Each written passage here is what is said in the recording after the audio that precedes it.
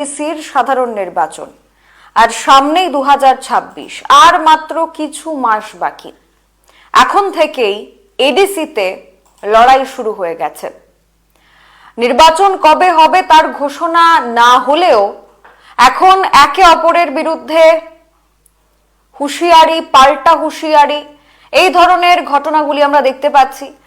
সেখানকার শাসন ক্ষমতায় থাকা মথা এবং বিরোধী পক্ষ বিজেপি, তাদের আমরা দেখতে পাচ্ছি একে অপরের বিরোধিতা করতে, এবং রাজনীতি শুরু হয়ে গেছে এডিসিতে। তবে বিগত 5 বছর ধরে এডিসির মানুষ পরিবর্তন করে ঠিক কি পেল সেটা নিয়ে আমরা আলোচনা করব। এবার একদিকে যেমন বিজেপি হুঁশিয়ারি দিচ্ছে মথাকে যে 2026-এ মথার শাসন থাকবে না এডিসিতে, ঠিক উল্টো দিক থেকে মথা দাবি জানাচ্ছে যে 28টি আসনের মধ্যে প্রায় 23 থেকে 25টি আসন মথার দখলে যাবে।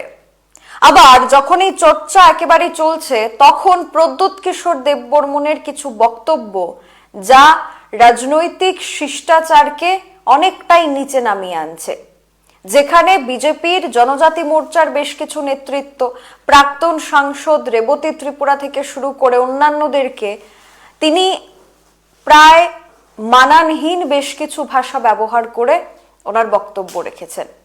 তিনি এটা দাবি করেছেন যে বিজেপি জনজাতি মোর্চার নেতৃত্বরা কিছুই নয়, রাজ্যের মুখ্যমন্ত্রীর সাথে ওনার প্রতিদিন আলাপ হচ্ছে, প্রতিদিন কথা হচ্ছে, এবং অন্যান্য নেতা বা জনজাতি মোর্চার নেতা বা বিজেপির অন্য নেতা কে কি বলল না বলল তাতে প্রদ্যোৎ কিশোর দেববর্মন খুব একটা ভাবেন না। ওনার সেই বিস্ফোরক বক্তব্যটা আমরা শোনাবো, এবং এতে করে বিজেপির শরিক দল মথার সুপ্রিমো প্রদ্যোৎ কিশোর দেববর্মন বিজেপির নেতাদের অপমান করলেন না তো, এবং যেখানে বিজেপির নেতাদের অপমান করা হচ্ছে সেখানে কি প্রদেশ বিজেপি চুপ করে থাকবে সেটাও দেখার। আলোচনা শুরু করছি। আমাদের আজকের আলোচনার যে বিষয় সেটা হচ্ছে 2026-এ কাদের দখলে যাবে এডিসি, মথা নাকি বিজেপি। মথা এবং বিজেপির মধ্যেই লড়াইটা এখন একেবারে প্রকাশ্যে দেখা যাচ্ছে। আইপিএফটি সেখানে তাদের যে ভিত্তি, জনগণের সাথে তাদের যে যোগাযোগ বা সম্পর্ক, সেটা সম্পূর্ণরূপে ছিন্ন হয়ে গেছে। বলা যেতে পারে বিজেপির সাথে জোট করার ফলপ্রসূই এটা হয়েছে যে তাদের ভোট ব্যাংকটা একেবারে দুর্বল হয়ে পড়েছে, তাদের ভোট ব্যাংকটাই বিজেপির কাছে চলে গেছে। 2026-এ কি হবে সেটা নিয়ে আমরা আলোচনা করব, এবং তার আগে আপনাদের জানিয়ে রাখি যে আজ প্রদ্যোৎ কিশোর দেববর্মনের বেশ কিছু বক্তব্য, যে বক্তব্য সামনে আসার পর এটা তো মনে করা হচ্ছে নিশ্চয়ই যে বিজেপির জনজাতি মোর্চা হোক বা অন্যান্য নেতৃত্বরা হোক, তাদেরকে খুব একটা পাত্তা দেননি প্রদ্যোৎ কিশোর দেববর্মন, অথচ সেই দলের সাথেই তিনি জোট বা আতাতে রয়েছেন। এবার যে রাজনৈতিক দলের সাথে তিনি জোট বা আতাতে রয়েছেন সেই দলের অন্যান্য নেতাদের তিনি অপমান করছেন, আবার রাজ্যের মুখ্যমন্ত্রীর সাথে প্রতিনিয়ত ওনার কথা হচ্ছে বলে তিনি দাবি করছেন। আমরা প্রথমেই শুনে নেব প্রদ্যোৎ কিশোর দেববর্মন আজ বিজেপির জনজাতি মোর্চার নেতৃত্ব তথা প্রাক্তন সাংসদ রেবতী ত্রিপুরা সহ অন্যান্যদের বিষয়ে ঠিক কি বক্তব্য রেখেছেন, শুনুন। नष्ट हो रहा है ये बात अगर चीफ मिनिस्टर ऑफ त्रिपुरा बोलते तो मैं उसको रिस्पॉन्ड करता। ऐसे छोटे छोटे लीडर्स का बात को मैं रिस्पॉन्ड नहीं करता हूँ। उसके लिए मेरे पास बहुत लीडर्स हैं जो उनका जवाब दे देगा। चीफ मिनिस्टर ने अगर ये बात बोला होता या होम मिनिस्टर ने ये बात बोला होता तब मैं इसका जवाब देता। मेरा चीफ मुख्यमंत्री जी से रोज बात होता है और हमारा अच्छा रिलेशनशिप है। नीचे के लोगों को खुद को टिकट चाहिए तो टिकट के लिए वो लोग उल्टा सीधा बात करेंगे, लेकिन जमीन में क्या है मीडिया भी जानता है, हम भी जानते हैं, मुख्यमंत्री भी जानता है, आईबी भी जानता है, सब जानते हैं कि जमीन में असलियत क्या है। আপনারা শুনলেন প্রদ্যোৎ কিশোর দেববর্মনের বক্তব্য, যেখানে নাম না করে তিনি প্রাক্তন সাংসদ, পূর্ব ত্রিপুরা আসনের প্রাক্তন সাংসদ রেবতী ত্রিপুরা সহ বিজেপির জনজাতি মোর্চার অন্যান্য নেতৃত্ব এবং এডিসিতে বিরোধী নেতা, তাদের বিরুদ্ধে তিনি কথা বলেছেন। তিনি এটাও দাবি করেছেন যে মুখ্যমন্ত্রীর সাথে, রাজ্যের মুখ্যমন্ত্রীর সাথে নাকি প্রতিনিয়তই তিনি আলাপচারিতায় রয়েছেন। অর্থাৎ কোথাও না কোথাও মথাকে প্রাধান্য দিতে গিয়ে দেখা যাচ্ছে যে দিল্লি বিজেপি বা রাজ্য বিজেপি কোথাও না কোথাও তাদের নেতৃত্বদেরকে পেছনের দিকে ঠেলছে, এবং মথাকে সামনে রাখার জন্য বা প্রদ্যোৎ কিশোর দেববর্মনকে গুরুত্ব দেওয়ার জন্য, প্রদ্যোৎ কিশোর দেববর্মনকে শক্তিশালী করার জন্য নিজেরই দলের বা বিজেপির জনজাতি মোর্চার নেতৃত্বদেরকেই বিজেপি দুর্বল করছে। তার একটা উদাহরণ আজকে দেখা গেল, যেখানে বিজেপির শরিক দল তিপ্রা মথা, সেই দলের সুপ্রিমো প্রদ্যোৎ কিশোর দেববর্মন, যে প্রদ্যোৎ কিশোর দেববর্মনের সাথে রীতিমতো দিল্লি বিজেপির যোগাযোগ রয়েছে, রাজ্যের মুখ্যমন্ত্রীর যোগাযোগ রয়েছে, সাংসদদের যোগাযোগ রয়েছে, ত্রিপুরা রাজ্যের লোকসভার সাংসদদের, এবং বারবার আমরা দেখতে পেয়েছি যে তারা প্রত্যেকেই প্রদ্যোৎ কিশোর দেববর্মনকে সামনে এনে দাঁড় করিয়েছেন তাদের জনজাতি মোর্চাকে পেছনের দিকে ঠেলে। তাহলে কি ত্রিপুরা প্রদেশ বিজেপি তাদের জনজাতি মোর্চার উপর সেই ভরসাটা হারাচ্ছে বা হারিয়ে ফেলেছে, যে বিজেপির জনজাতি মোর্চার দ্বারা এডিসিতে ক্ষমতায় আসা যাবে না, বা বিজেপির জনজাতি মোর্চার সাহায্যে যে জনজাতি ভোট ব্যাংক রয়েছে সেই জনজাতি ভোট ব্যাংককে ধাবা বসানো যাবে না? তার কারণেই বারবার জনজাতি মোর্চার নেতৃত্বদেরকে অনেকটা পেছনের দিকে ঠেলে দিয়ে আরো আমরা দেখতে পাই যে দুধাপ এগিয়ে দেওয়া হয় প্রদ্যোৎ কিশোর দেববর্মনকে, এবং তার কারণে তিনি এই ধরনের বক্তব্যগুলি বলতে পারছেন, আমরা সেটাও দেখছি। আবার তার উল্টোটাও কোথাও কোথাও হচ্ছে, যে প্রদ্যোৎ কিশোর দেববর্মন যা বলছেন তা আবার ওনার দলের বিধায়ক বা ওনার দলের অন্যান্য নেতৃত্বদের কথার সাথে মিলছে না। তারা চাইছে না বিজেপির সাথে আতাত করে থাকতে, অর্থাৎ মথার যে অন্যান্য বিধায়কেরা রয়েছেন, মথার অন্যান্য যারা নেতৃত্বরা রয়েছেন, তারা বারবার বিরক্ত প্রকাশ করেছেন। গতকালকে আমরা সেই বিরক্তি ভাবটা দেখেছি, রীতিমতো সাংবাদিক সম্মেলন করে গোপন আতাতের বিষয় নিয়ে প্রায় স্পষ্টত বলে দিয়েছেন তাদের নেতা, এবং তিনি এটা দাবিও করলেন যে কোথাও না কোথাও 2023-এ পেছন থেকে মথা সাহায্য করেছে বিজেপিকে। প্রদ্যোৎ কিশোর দেববর্মনের যে পরিকল্পনা তাতে প্রায় জল ঢেলে দিয়েছেন ওনারই দলের নেতৃত্বরা। সেখানে দাঁড়িয়ে দেখা যায় বিভিন্ন সময় ওনার দলের বিধায়ক বা এডিসি প্রশাসনের ক্ষমতায় থাকা নেতৃত্ব তারা যা চাইছেন প্রদ্যোৎ কিশোর দেববর্মন তার উল্টো কথা তিনি বলছেন। তাহলে তিনি কাদের জন্য কাজ করছেন? ওনার দলের বিধায়ক বা ওনার দলের কর্মীদের জন্য, নাকি বিজেপির জন্য? 2021 সালে এডিসিতে যে সাধারণ নির্বাচন হয়েছিল সেখানে কিন্তু প্রথমবারের মতো তিপ্রা মথা নির্বাচনী লড়াইয়ে নেমেছিল, এবং সেই নির্বাচনী লড়াইয়ে নেমে দেখা যায় যে 28টি আসনের মধ্যে 18টি আসনে জয়যুক্ত হয় তিপ্রা মথা। তার পেছনে একটা কারণ ছিল, তার পেছনের কারণ ছিল বিজেপি যেখানে 28টি আসনের মধ্যে 12টি আসনে লড়াই করেছিল, তাও আইপিএফটির কাছ থেকে প্রায় 12টি আসন তাদেরকে অনেকটা হাত পেতে নিতে হয়েছে। আইপিএফটি সেই 28টি আসনগুলি ছাড়তে চাইছিল না বিজেপিকে, যার কারণে জোট ধর্ম রক্ষা করতে গিয়ে 12টি আসনে বিজেপি লড়াই করে, এবং বিজেপির পারফরমেন্স 2021-এর এডিসি নির্বাচনে সেখানে দেখা যায় যে 12টি আসনের মধ্যে 9টি আসন বিজেপির দখলে যায়।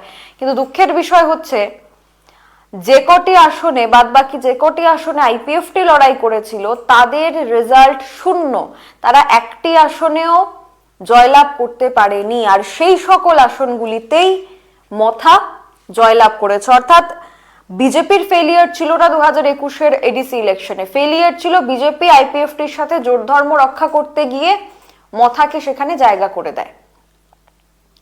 এটা 2021-এর ফলাফলের পরই বিষয়টা পরিষ্কার হয়ে গিয়েছিল। এবং তারপর আরো একটি আসন যিনি নির্দল প্রার্থী ছিলেন তিনিও পরবর্তী সময় মথার সাথেই যোগ দেন, অর্থাৎ মথার কাছে 19টি আসন বর্তমানে আছে। এবার মথা দাবি করছে যে আগামী দিনে বা আগামী যে নির্বাচন হবে 2026-এ সেখানে 28টি আসনের মধ্যে প্রায় 23 থেকে 25টি আসন মথার দখলে থাকবে। এবার মথা বিগত 5 বছরে কি কাজ করেছে তার উপর ভিত্তি করে বা সেই রিপোর্ট কার্ডের উপর ভিত্তি করেই মানুষ ভোট দেবে। এবার সেই রিপোর্ট কার্ডে কি কি করা হয়েছে, প্রথমে আমরা এটা দেখব যে কি কি প্রতিশ্রুতি ছিল মথার 2021-এ। 2021-এর সর্বপ্রথম যে প্রতিশ্রুতি দেওয়া হয় সেটা ছিল গ্রেটার তিপ্রাল্যান্ড। নোট করবেন, প্রথম ছিল গ্রেটার তিপ্রাল্যান্ড, দ্বিতীয় দাবি ছিল ডিরেক্ট ফান্ডিং, যে কেন্দ্র সরকার থেকে যাতে ডিরেক্ট ফান্ডিং আসে এডিসিতে তার ব্যবস্থা করা, তার জন্য লড়াই করা। তৃতীয় যে দাবি সেটা ছিল যে এডিসি এলাকার মানুষকে একেবারে শুদ্ধ পরিশোধিত পানীয় জলের ব্যবস্থা করে দেওয়া হবে, ঘরে ঘরে পানীয় জল পৌঁছে দেওয়া হবে, যেখানে যোগাযোগ বিচ্ছিন্ন সেখানে গাড়ি করে বা যে কোনো ভাবেই তাদের কাছে জলের সুবিধে পৌঁছে দেওয়া হবে, সেটা ছিল তাদের প্রতিশ্রুতি। তারপর আমরা দেখলাম ইন্টারলকিউটরের প্রতিশ্রুতি দেওয়া হলো, আলাদা রাজ্যের দাবির প্রতিশ্রুতি দেওয়া হলো, ককবরক ভাষায় রোমান হরফের দাবি মানা হবে, তারপর সেখানে অ্যামেন্ডমেন্ট করা হবে, বিল সংশোধিত করা হবে, তার দাবি করা হলো। তার প্রতিশ্রুতিতে লিখিত অবস্থায় ছিল 2021 সালে মথার প্রতিশ্রুতির লিস্ট। এবার আপনারা মিলিয়ে দেখুন যে সেই প্রতিশ্রুতির লিস্টের সাথে বর্তমানে ঠিক কোন কোন দাবি মথা পূরণ করতে পেরেছে। গ্রেটার তিপ্রাল্যান্ড, এই নিয়ে আর কথা বলতে দেখা যায় না প্রদ্যুৎ কিশোর দেববর্মনকে, সেটা মাটি চাপা পড়ে গেছে। তারপর ইন্টারলকিউটরের দাবি, সেটাও আর শোনা যায় না প্রদ্যুৎ কিশোর দেববর্মনের মুখে। তারপর সেখানে রয়েছে আলাদা রাজ্যের দাবি, ডিরেক্ট ফান্ডিং, এই সমস্ত বিষয়গুলি নিয়ে আর কোনো ধরনের আলোচনাই হয় না। তারপর আমরা দেখলাম একটা ত্রিপাক্ষিক চুক্তি হলো, প্রদ্যুৎ কিশোর দেববর্মন বললেন আর কোনো চিন্তা নেই, এই ত্রিপাক্ষিক চুক্তি হওয়া মানেই হচ্ছে তিপ্রাসাদের সমস্ত সমস্যার সমাধান হয়ে যাওয়া, এডিসির মানুষের সমস্ত সমস্যার সমাধান হয়ে যাওয়া। কিন্তু দেখা গেল কি, এই তিপ্রাসা অ্যাকর্ড হওয়ার প্রায় 2 বছর হতে যাচ্ছে, কিন্তু এখনো পর্যন্ত এই তিপ্রাসা অ্যাকর্ডের 1% লাভ তিপ্রাসারা পায়নি। এবং এই তিপ্রাসা অ্যাকর্ড যে খুব একটা লাভদায়ক ছিল তিপ্রাসাদের জন্য, সেটা প্রদ্যুৎ কিশোর দেববর্মন আগে থেকেই জানতেন।